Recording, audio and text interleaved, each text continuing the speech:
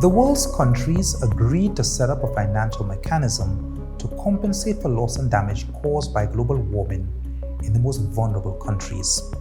That is why leaders of small island states are hailing it as a historic step forward towards climate justice. Well, the loss and damage thing was a significant accomplishment for us because we've been calling for that for a long time. The climate finance issue is one that the region has been articulating for many, many years. For the 6 OECS countries party to the Paris Agreement, the financial need is over $3 billion between now and 2030.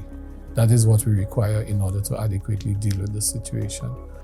The contours of the Loss and Damage Fund have yet to be defined, but according to United Nations Framework Convention on Climate Change, UNFCCC, a transitional committee will be set up to make recommendations on how to operationalize the new financing mechanisms and the fund at COP28 in 2023 in Dubai.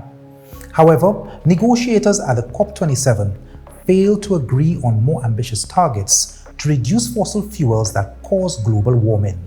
And then we also were expecting to get agreement to more rapidly reduce global emissions, to keep the world on track for the 1.5 degree target. As you would recall from the early COP in Paris, the Paris COP, there was that target of 1.5 degree to keep global warming to that level. Anything beyond that would be catastrophic. And again, current pledges only put us at 2.7 degrees, sorry. So it means that there is significant work to be done. And rather than reducing these emissions and these impacts, there's an exponential increase in the impacts. Faced with the energy crisis exacerbated by the war in Ukraine and the sanctions against Russia, several European countries have relaunched their coal-fired power stations and are uninterested in reducing the use of fossil fuels.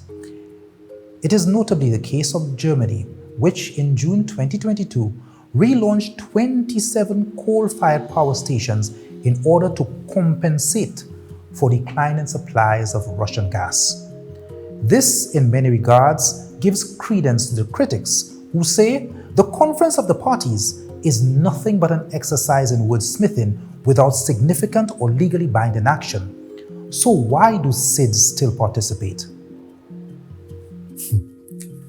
They may have a point there, but the essence of the situation is that we attend, maybe we get less than what we wish for, but if we don't go, we give up our seat at the table and we get nothing.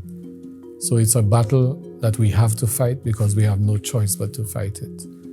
And we argue as strenuously as we can. We provide all of the evidence. It is backed up by scientific reality, but it is a matter of negotiation. And remember, there are very powerful and dominant economic interests at play here that really, at the end of the day, determine which way the world goes. By failing to agree to phase out fossil fuels at COP27, leaders have failed to strengthen the signal that the fossil fuel era is coming to an end and are keeping us on a course to climate catastrophe. Without rapid and deep emission cuts, we cannot limit the scale of loss and damage. There is no doubt that, to preserve a livable climate, the extraction and burning of coal, oil, and gas must be rapidly reduced, and depending on how optimistic humanity is about carbon capture technologies, it may be phased out altogether.